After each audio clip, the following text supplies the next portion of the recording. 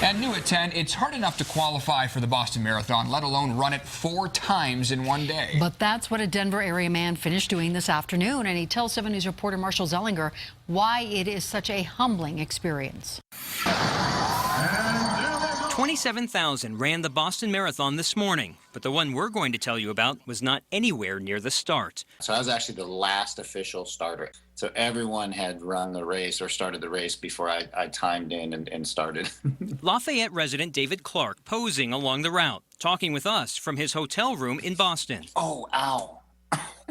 He's in pain, not because he ran the Boston Marathon, but because he ran it 4 times in 24 hours and 17 minutes. Pretty amazing for anyone, let alone someone who is addicted to painkillers and alcohol and weighed 320 pounds. I have 10 years of sobriety coming up this year, and I wanted to do a run for addiction awareness. David started his Quad Boston last night, running from downtown Boston to the start in honor of those still struggling with addiction.